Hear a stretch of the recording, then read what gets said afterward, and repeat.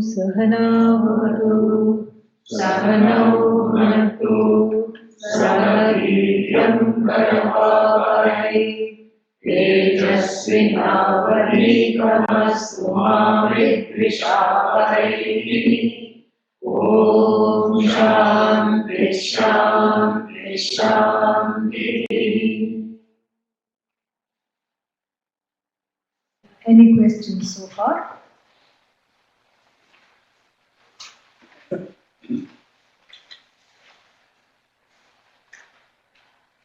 There is, there is this, what is that, kind of a group think, with regard to criticism. And sometimes one finds, because of the way, because of the atmosphere at home, perhaps, or because of a certain habits in young life, or whatever it is, one finds that one is addicted to this fault finding. And the fault finding done in groups is very satisfying for some reason, because it reiterates, one's own, views. It validates one's own views.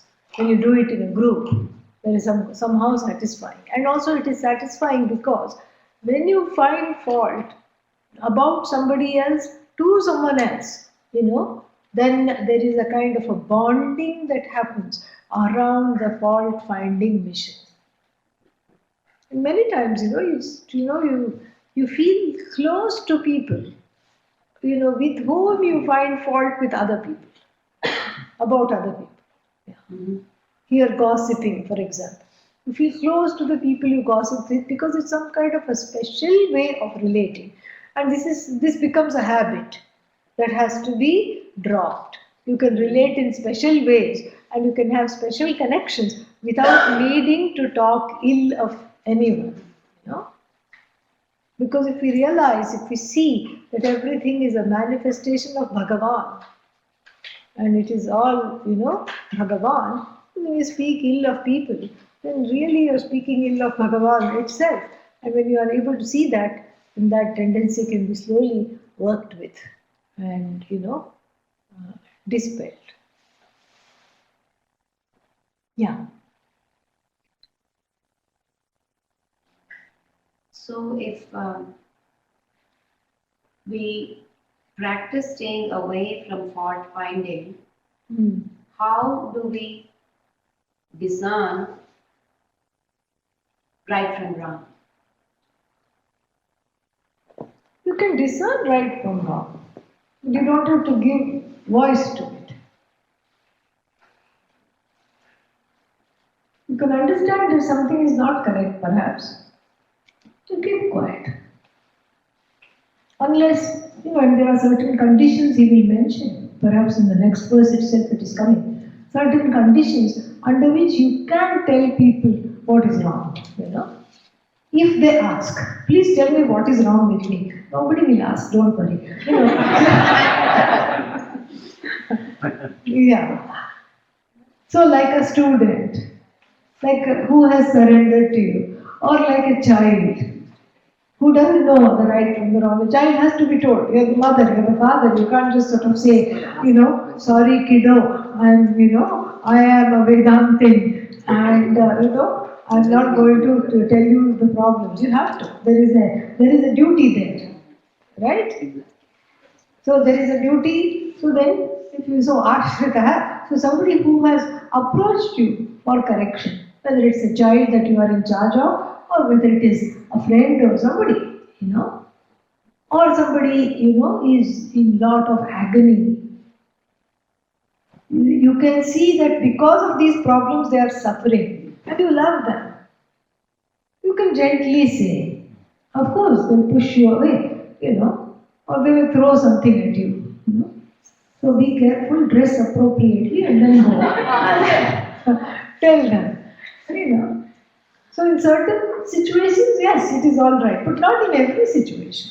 It is just, that's why it is said in English, if you can't say anything nice, don't say anything at all. This is where Vak Tapas comes in. Take Bhagavan's name. which is next on our agenda today. So, do japa. It is nice. Because then you can't go wrong. You know? So this is basically how there is somewhere, you can't stop the thoughts.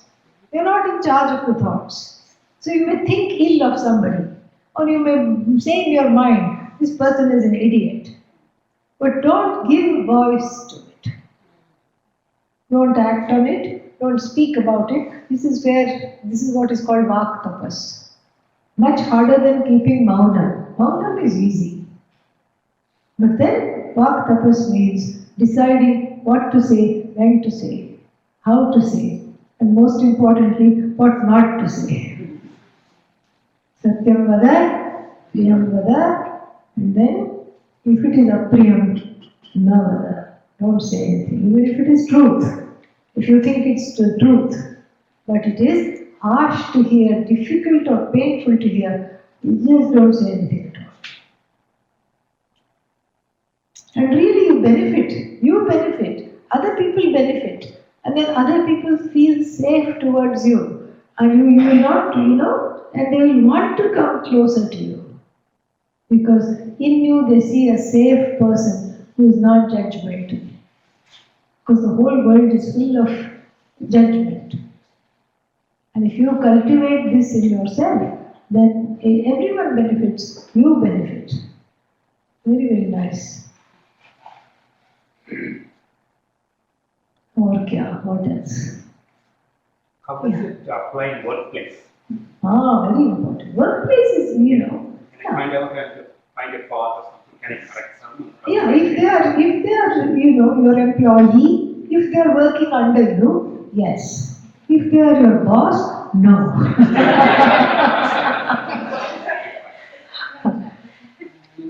That's the thing. It's also how you say it is very important. Yeah, how you say it, that's what it is. How you say, when to say, who to say to. Yeah, if they are working under you, yes, you have to correct them because you have a responsibility there. Yeah, you're training them, let's say. And, so you have a responsibility. What about spouse? I never thought you would ask. Now, my question to you is how do I say that? Yeah. How matters to Yeah. my spouse? But let us first do what you said first. What about the spouse? That was a better question. So here only in Atlanta somewhere, maybe we had this group of Bhutanese refugees. But I think it was maybe in Global Mall or something. It was in Global Mall. I was giving a talk. So this is what I was addressing.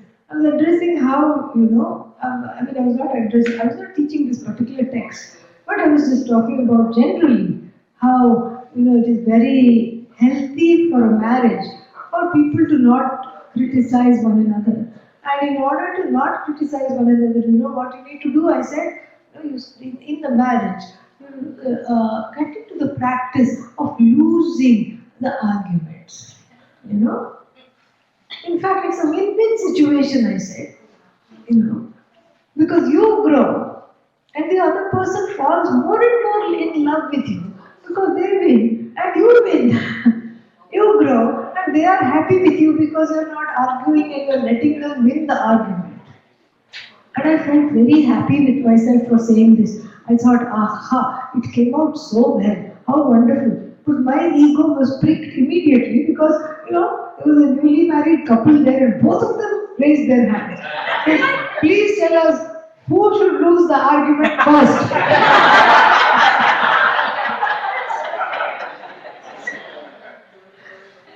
So, you see, that's the thing.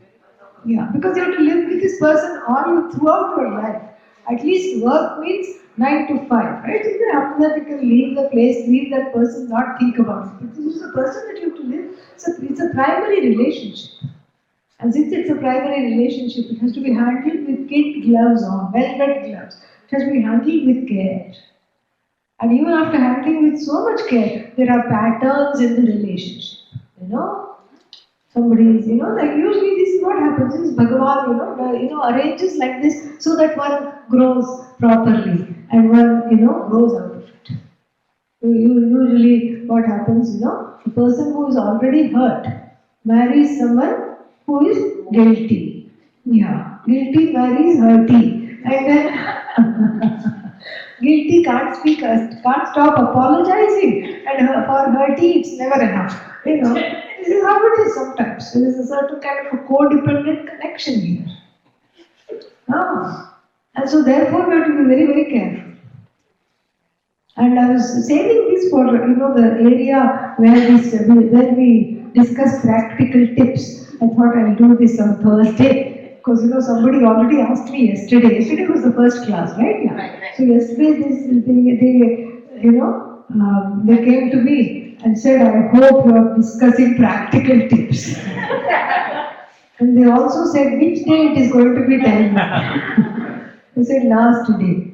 So I'll give a little sneak preview now. Every family needs, 1 day of no criticism, only appreciation. Yeah. 1 day. 1 day in a week. In a week. Not 1 day in the lifetime. 1 day every week. That will also be 1 day every week. Otherwise, there also will be a discussion. Yeah, there will also be a question afterwards. So 1 day every week, And then one person was very honest with me. And this person said, you know what, I don't think we can handle 1 day. So I said, start with 1 hour. So wherever you are, between 1 hour and 1 day, don't make it a work day. It's on the weekend or holiday day. So no criticism, and the criticism will come boiling, bubbling up. You convert it into an appreciation. Let's say the person sings off key, and when you were born into a musical family, and the person that you're married to is singing just off key all the time. You feel like taking something and hitting them on the head. That's the feeling inside. Acknowledge it. Take a few deep breaths. Count from 10 to 1 backwards. And if that's not enough, 100 to 1 you count backwards. And then you have to convert it into an appreciation. Honey, you look very cheerful today. Yeah. Convert it into an appreciation. So 1 full day you do that with all the family members, whether it's children, whether it's, and even if they scowl at you, what do you mean? You just smile. It will pay off. It will really, really pay off. So that's the way to, handle this. Or we'll see. There'll be a few more tips by the end of this text. We'll reserve Thursday for that. Okay. Anything else? Any other questions? Swamiji, Yeah. this octet was written by this Sridhar Venkatesh Shastri. Yeah. Shastri. But what is the context in which he wrote this? During that, because you said he wrote it 300 years back. Yeah, 300 years. There was a lot of upheaval. Yeah, there was a lot of upheaval. No, the upheaval, it's a very honest, it's very unusual text. You don't find it like that when he's talking to Bhagavan, and it's very beautifully put because it's put in the first person, but it is universal. You see what I'm saying? There are so many things about this text which are very, very unique. It's put in the first person as a one-on-one conversation, but actually it is universal. It is talking to everybody, And so it's not that he had a problem and he wrote this text. He wrote this text for everyone, but he found an ingenious way to write this text. Because otherwise, if it was dosha parihara ashtakam, and I'm going to tell you all that you have a dosha of finding fault, that means I'm finding fault with you finding fault. So therefore, he puts it all on himself and gives a beautiful model. He's actually walking the talk of what he is illustrating. What he is illustrating, he's practicing and he's following, which is very, very, it's like a very honest, that's what I mean by it's a cusped work. Because, this was during the British colonization, the beginnings of British colonization, Battle of Plassey, all these things. So, this much vulnerability you don't find in other But works. there must have been a lot of blaming. Yeah, no, not even if let's put it this way, blaming is already always there. Yeah, let's put it this way. Let's put it that this was a time to be able to air out all these feelings without, repercussions or with very few repercussions. The time was right for this kind of a text to be written. And same thing, Bodhisara is also like that. It goes into very intimate, deep things because nobody talks about criticism and all in Vedanta. It's a very unusual text. Many people, like you said, haven't even heard of it. And it's unusual because it is, discussing a very poignant issue, a very intimate issue in a very public way. It's unusual. And also because it's pointing out that as the crux of the problem of not being able to have Sarvatma Bhava, oneness, with Bhagavan. You cannot be in Bhagavan awareness because you are, focusing on all this duality of finding fault with everyone. That is the problem. So yes, it was written during an unusual time. So unusual time, call for unusual thoughts written in unusual ways, and it has its own, makes its own mark. Yes. Certain people, they are seeking perfection in whatever they do, like professors, teachers, certain expectations are there, so we can help being critical. So under the circumstances, yes, you're seeking perfection in whatever you're doing. At the same time, how do you strike that balance? And the second thing is there anything wrong being self-critical on whatever you do? Well, the self-criticism doesn't help beyond the point. You have to make Ishwaraize the self-criticism also. You have to Bhagavanize it. Yeah. Because really speaking, self-criticism is a sense of, what's that? Self-judgment, self-loath. That is what has brought one to Vedanta to any kind of spiritual quest, is because of that self-criticism. So in a way, it's not bad because it helps you grow in that sense. But you don't have to have it because it's really what are you blaming and why? And so as regards to the first part of your question, what about, perfection?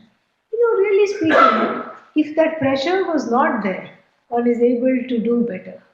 In fact, if we look back in the history of all scientific innovations, the best things were accidental, like penicillin.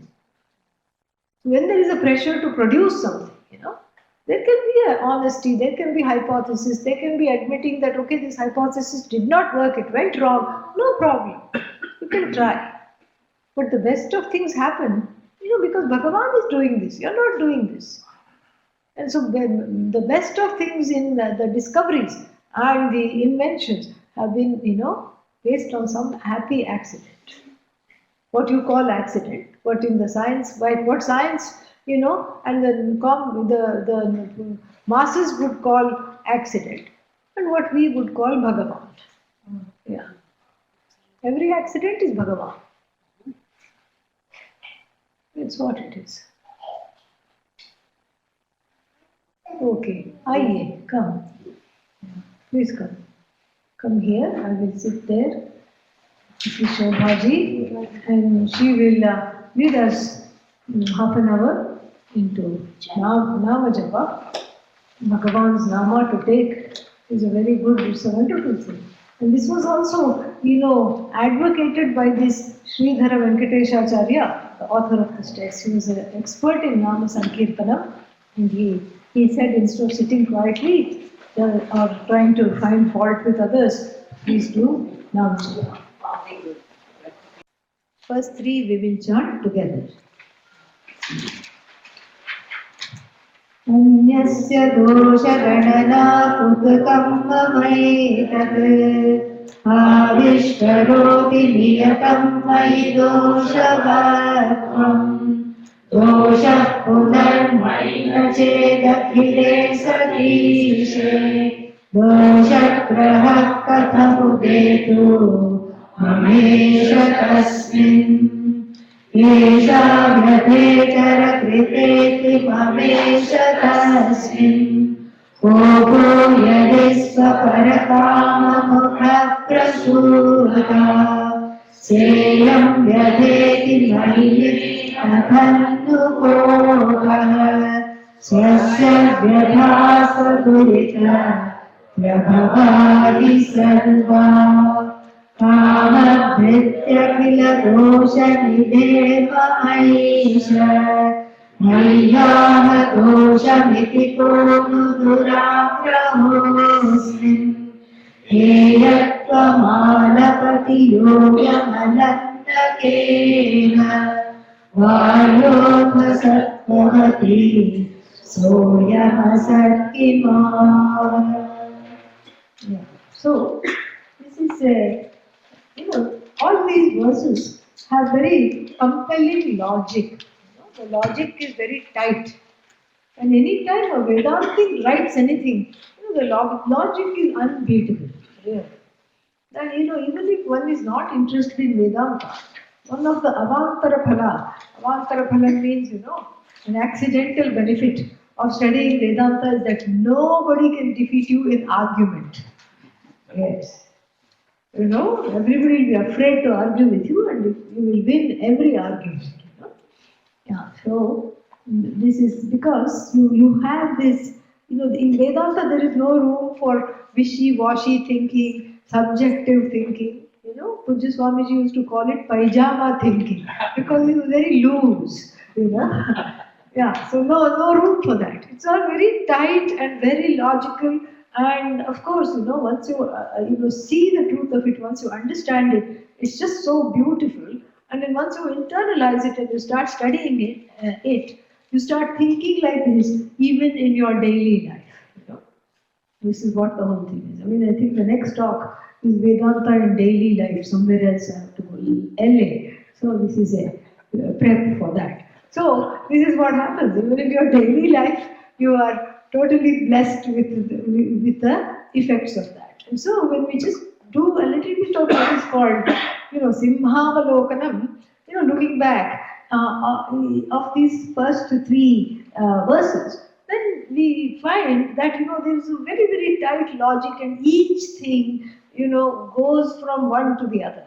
And we would not have been able to appreciate just one verse because you may think that, okay, that's just happening only in one verse. But then you see that there is a pattern. And so we'll spend a little time looking at the pattern and then finishing up verse 3 before we go further. Okay?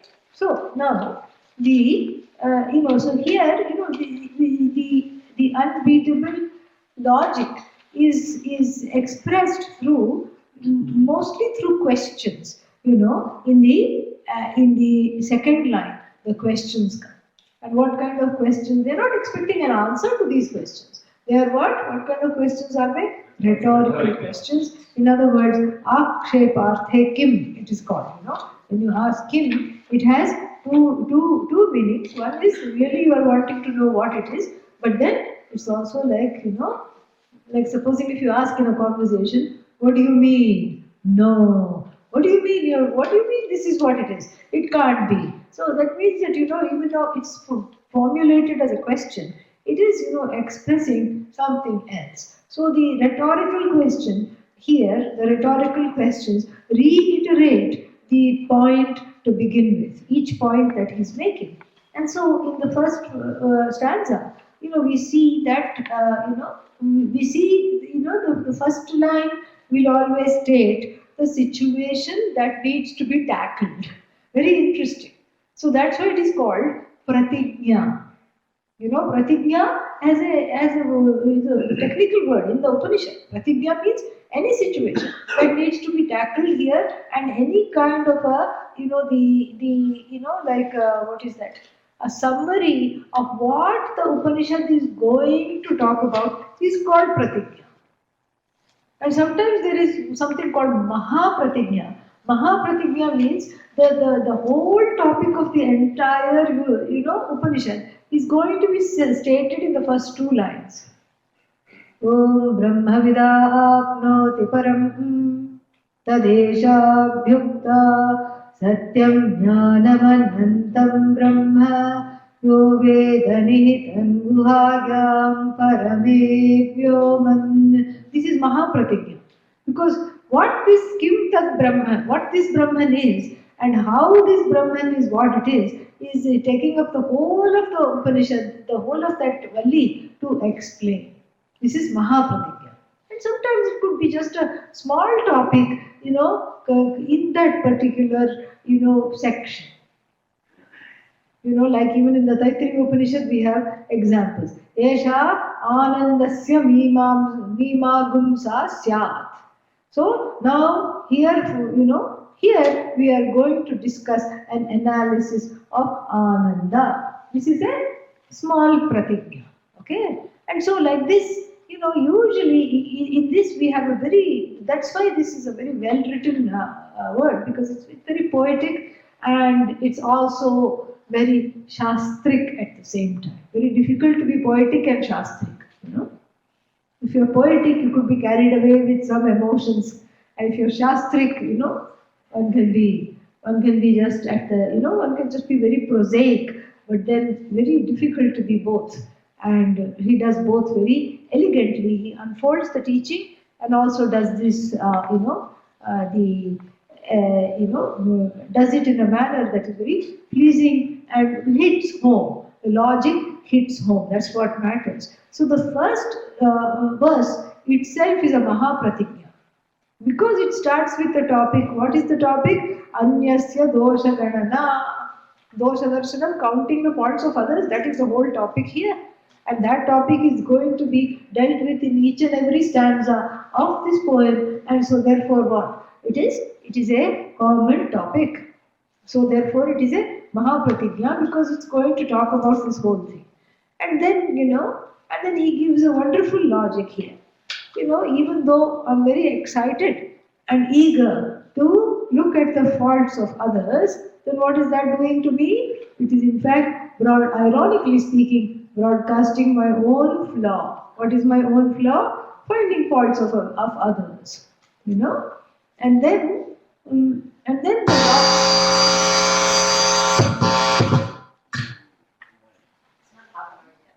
I know it's not half an hour yet. What happened today? So in a different time. Yeah. I think the volume, is it okay? Yeah, yes, volume is okay now. So then he says that the second line is the logic. Why not to find fault? And it is given through a rhetorical question. The logic is given again through a rhetorical question. And so he says the reason why to not find fault is simply because of the truth. And what is the truth? Everything is Ishvara. And if everything is Ishvara, then then what are you finding fault with? Then that means it's your own subjective problem. And so so the logic is given. Very nice tight logic. Why to not find fault? First reason why not to find fault with anybody or anything in the universe is that the universe is an extension of a manifestation of Ishvara. And even if you can't go that far in your thinking, you can say it's a Ishvara Srishti. It's Ishvara's creation, Ishvara's manifestation. You can, at least that much you can go. And then if Ishvara's manifestation, if Ishvara is there, and the manifestation is based on infallible laws of the universe, then the universe is perfect as it is. That which is perfect is Ishvara, that which is infallible is Ishvara, and then if Ishvara is in any way associated with the Jagat, then the Jagat is also perfect as it is. A lot of thinking has gone, and there is, so in other words, there is an objective universe. Is established in the first mantra, in the first stanza itself. That there is an objective universe, and if I am not in line with the objective universe, that means what? I am committing what in Sanskrit is called adhyasa. Yeah, I am throwing something, at Ishvara's projection, Usually the slime of raga and dvesha And then I'm trying to look at Ishvara's projection through the slime and the grime of my raga and dvesha, and everything is distorted. The Jagat looks dirty, the Jagat looks sad, the Jagat looks painful. But that's because, of the problem with the viewing medium, which is the Antahkarana. If the Antahkarana is full of the thick forests, and thick forest of what? All kinds of desires and anger, fear, unresolved emotional issues, inner child, etc., unconscious mind, then it is very difficult to go through that thick forest to see Ishvara Srishti as it is. Because there is a lot of subjectivity, and subjectivity doesn't sit quiet, it creates pressure. And what does it do? It wants you to do something. Something is wrong, do something. So everybody becomes a fixer-upper, In fact, some people are permanently fixer-uppers. Yeah, sometimes people buy houses, what are you doing? Fixing it up. What are you doing? 6 months later, fixing it up. What are you doing? Fixing it up. Then what are you doing? Selling it. Then you go to live in it, This is what the whole thing is. Fixing. Because there is a certain kind of a, dosha darshanam there, like constantly fixing. I want to make things perfect, it becomes a hobby. And so here, the Jagat also, like this house that one is constantly fixing up, the Jagat becomes something to fix up. And who is the fixer-upper? Yours truly, me alone, who else? Who appointed you as the fixer-upper? Oh, did I need an appointment? I didn't know that. I self-appointed myself. Yeah. See, very interesting. First to create a problem, correct? First to say the Jagat is horrible. And then you appoint yourself to fix it. Very convenient. So, this is what is pointed out in the first stanza itself, that the Jagat does not need a fixer-upper. If there is anything to fix up, it is your own, distorted vision. Yeah. And, it's your own distorted vision. In fact, even Arjuna could not, Arjuna's vision was also, not capable of seeing Vishvarupa in the 11th chapter. And then that's why Bhagavan said, Divyam dadami te chakshuhu. In the 11th chapter, I'll give you a special, pair of glasses. In fact, Google should be sued, because that was the first, glasses. Some kind of 3D glasses through which he could see everything at the same time, because this was what he was watching was timeless. His eyes are time bound, his mind is time bound. How to translate the timeless into this time bound thing? He could not do that. So he had some kind of a, divine 3D glasses, God-given 3D glasses, through which he was able to see Ishvara Srishti as it is. But yet his fear overpowered him, because he kept himself separate. He thought he could wear these glasses, order some popcorn with a lot of, nice toppings, and then keep on eating it and watch the show of the Jagat going by. That's what he thought he was going to do. And that's why, even though the 11th chapter is very, very celebrated, among the masses, in the Bhagavad Gita, in Vedanta, it's not a big deal. It's just an expression of Arjuna's fear and Dvaita. Adi Shankara just, doesn't pay much attention to it in the Bhashya. It's not that much. It's not that big a deal. It just shows how even for Arjuna, even after getting these, celestial glasses, God-given glasses, celestial glasses, still he's not able to overcome the subjectivity. That is so how deeply entrenched it is. So then we can all heave a sigh of relief. If Arjuna, after getting celestial glasses, had this problem, we are doing very well here. Yeah, this is very nice, to see this, in this particular way. To see this, it's just a wonderful thing. And then we have the, so that is the first, verse, because it says that there is a problem. The problem is manifest. The result of this problem is what is called dosha darshanam. the symptoms, and the result of the problem is dosha darshanam, and the cause of the problem is competing jiva srishti. Your own srishti is the problem because it comes in the way of the fact. What is the fact? Everything is Bhagavan. This is a fact. How do you know it is a fact? Upanishad tells, prove it to me logically. Ishvara is not logically established. You know why? Why? Because logic would become Ishvara. Exactly. Because logic then would become Ishvara.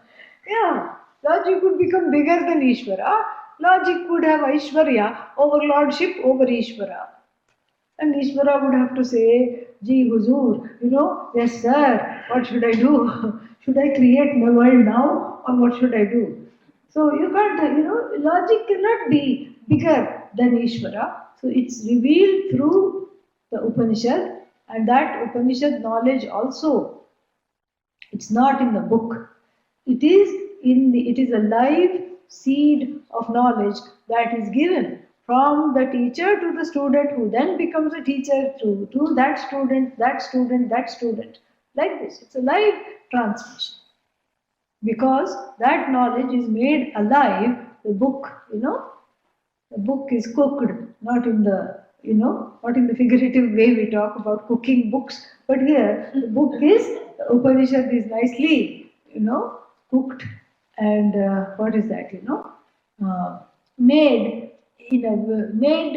assimilable. That is what it is.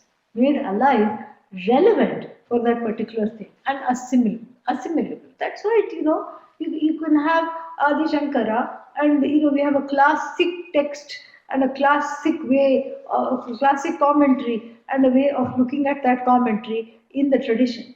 And then we have, that Adi Shankara, when you explain, in different decades, different examples, different ways of relating, because there are different doubts. The same doubts people may not have.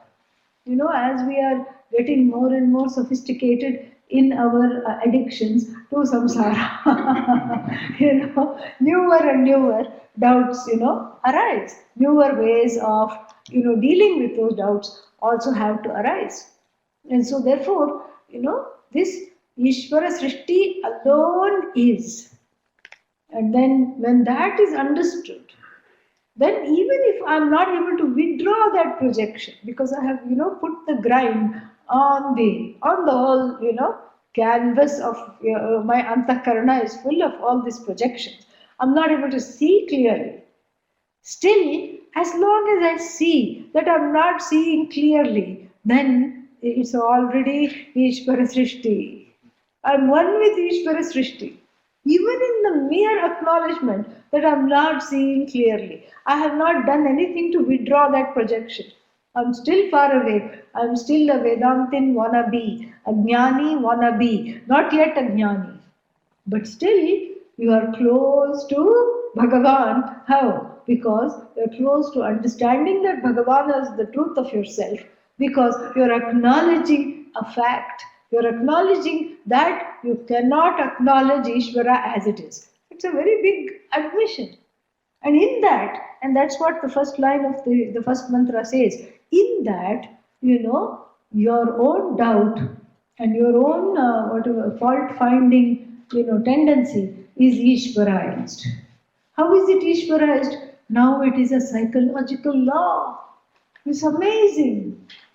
That if wherever there is yatra free will asti, wherever there is free will, okay? This yatra, it's very common in Sanskrit and other vernacular languages. And in the beginning when we would translate, we would say, where, so there. So wherever there is free will, yatra, there is free will. Then what happens? Tatra, exactly. So, tatra what? That is my question. Yeah, tatra correct. Tatra kim bhavet. What happens there? Wherever there is free will, then wherever free will exists, Jiva Srishti possibility is there. This becomes a law. This is a karmic law. Okay, you can view this through the lens of many, many laws. So this is a karmic law. Wherever there is jiva, wherever there is, free will, then, jiva srishti is possible because I have the free will to project. Misunderstanding is possible. And then you can look at it, so through the psychological law, the lens of the universal psychological law. Wherever there is insecurity centered on the self, there is, undoubtedly, there will be distortions and deflections in the form of blaming someone else. So wherever there is an unrecognized flaw, it gets projected onto another. Psychological law. Very interesting. Psychological law, meaning that I am no longer this person who is feeling guilty that I have all these problems. What am I? I am within the law of Ishvara. Ishvara's psychological law, which says that given these circumstances, this kind of a projection can take place. Given the insecurity centered on the self, which is again universal. And because of that insecurity, then I give a lashing with the tongue to others. That's what it is. Psychologically speaking, this is what is happening. Very, very interesting. And so you can look at it, and the third way to look at it is from the standpoint of Atma Ajnanam. So wherever there is Atma Ajnanam, Adhyasa is there. Yatra yatra ajnanam, tatra tatra adhyasah. Wherever there is ajnanam, wherever there is self-ignorance, then I am free enough to mistake something for something else. I mistake the self for something else. And then when I mistake the self to be finite, insecure, then naturally there will be projections. Naturally there will be the same projections on others.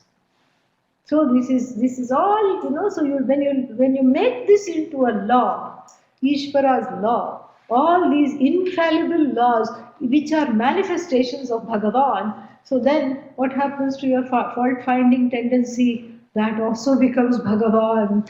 Really, it is Ishvarized. Oh goody, so I can continue to find fault? No, that's not the thing.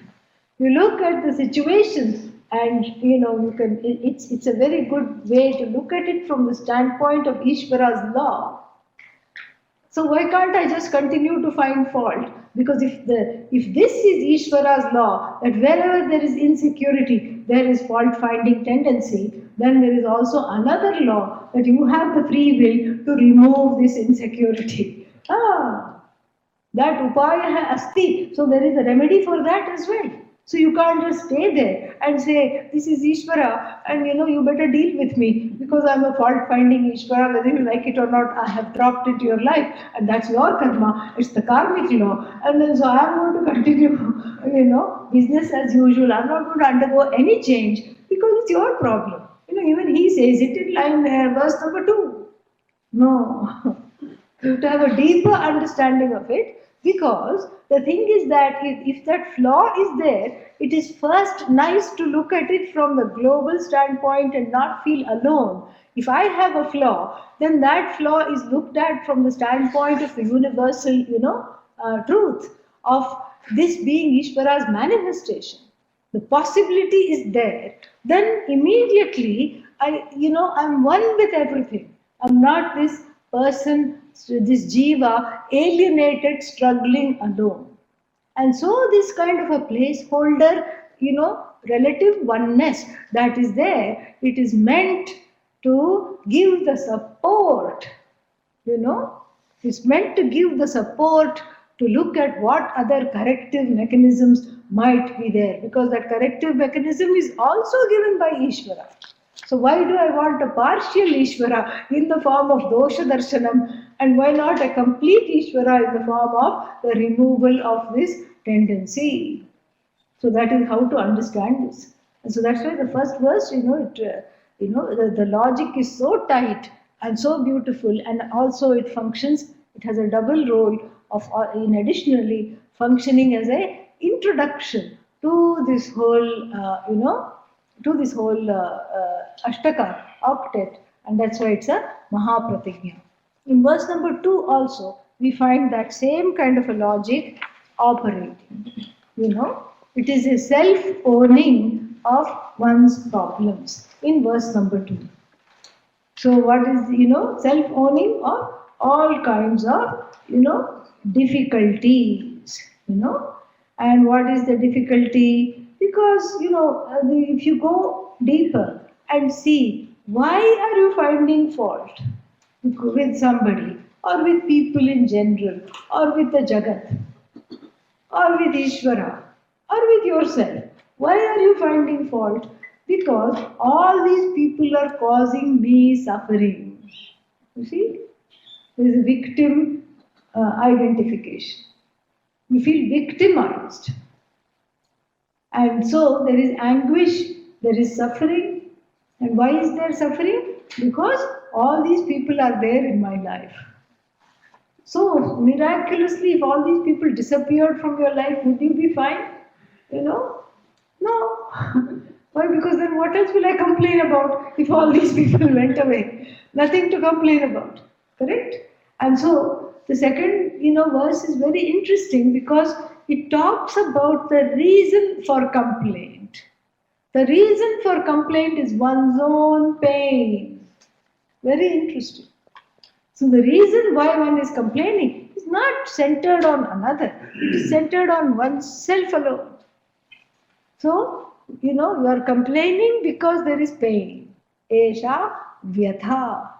Vyatha means anguish, distress, pain, sorrow. That's pinching. It's like a shoe that is new and it's pinching. So, esha vyatha. And then, immediately what is the thought?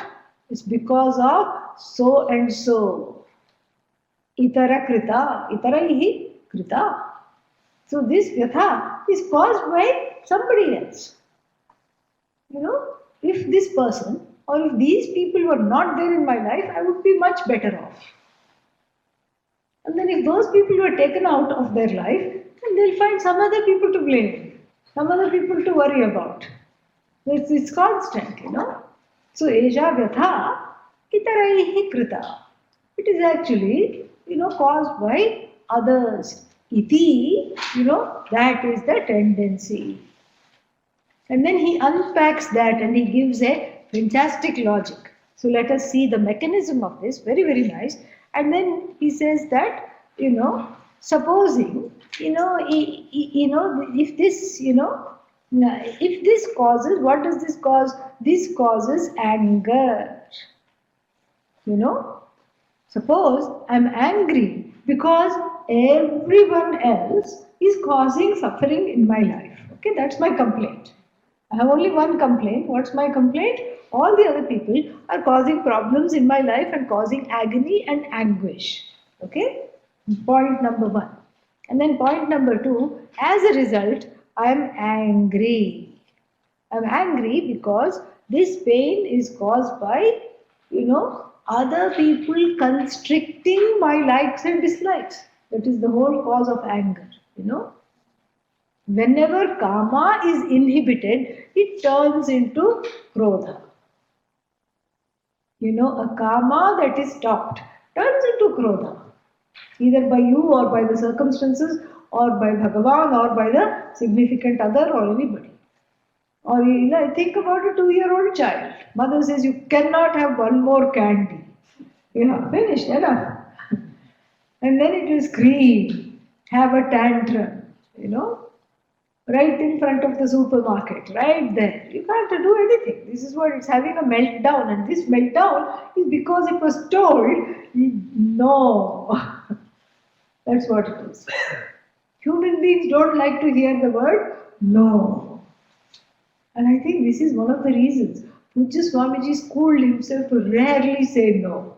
Yeah, he was so compassionate. He would never hear the word no. And he found different ways of saying no, but without saying no. Yeah, very difficult to learn this. Yeah, but I'm trying. Yeah. So it was amazing to watch. He would watch, and he would never say no. But then he would not do something that was not needing to be done.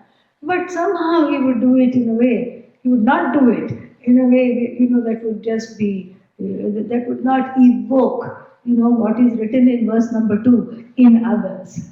Yeah, he would not evoke that vyatha. Amazing, really, really amazing. I think about that a lot, how to do that.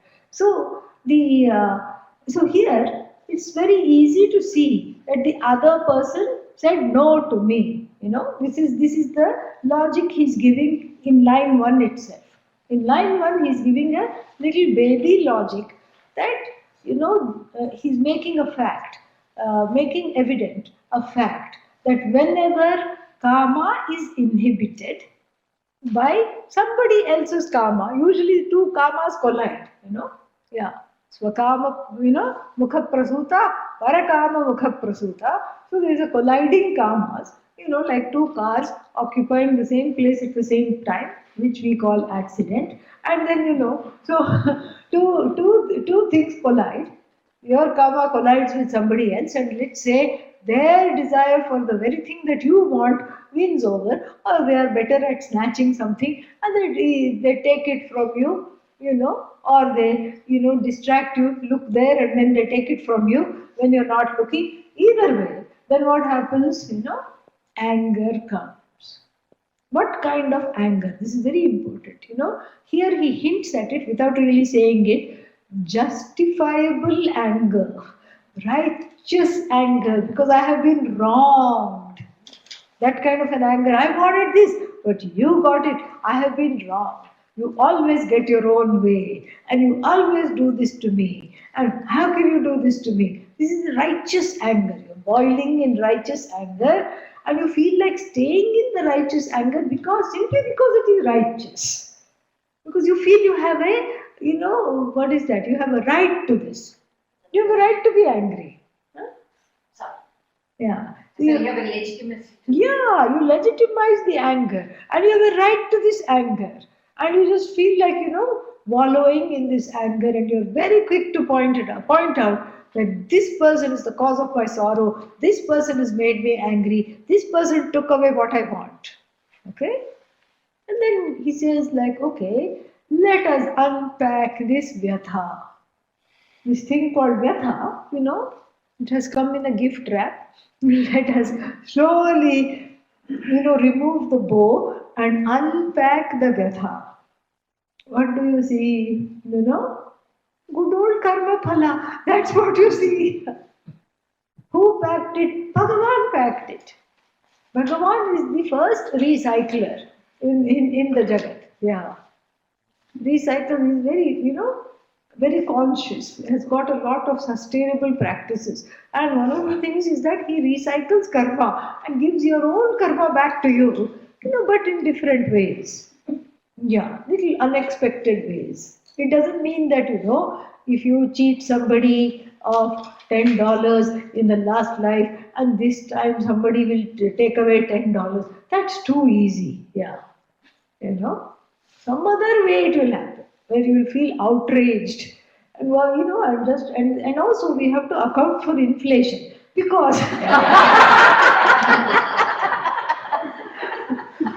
$10 5 lifetimes ago, who knows? Now it might be, now it might be $250. Ho sakta hai. Because you don't know when those $10 were lost.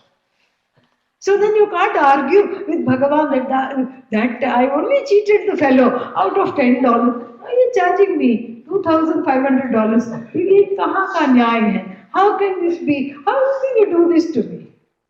And Bhagavan is, Bhagavan is, here, Bhagavan means Chitragupta. Yes, the original Gupta ji, who keeps everything secret. Even now, original accountant. Even now, accountants in India, Gupta. Yes. Because they keep everything secret. And so he'll say, let me do the math, okay? And this much percent inflation and this much whatever. And then, and perhaps it was in some other currency. You had cheated from $10 and now now you are living here. So then you have to convert that into dollars, plus whatever foreign conversion fees, and all these things are charged. And that's how it has become $2,500. So Bhagavan has its own way of giving karma phala back. It doesn't come back in exactly the same way. That's just too boring, But it is always correct. But it is done in a way that keeps the jiva always on the toes, surprised, constantly surprised. Otherwise, it's no fun. And so, so Bhagavan, so you unpack the term vyatha.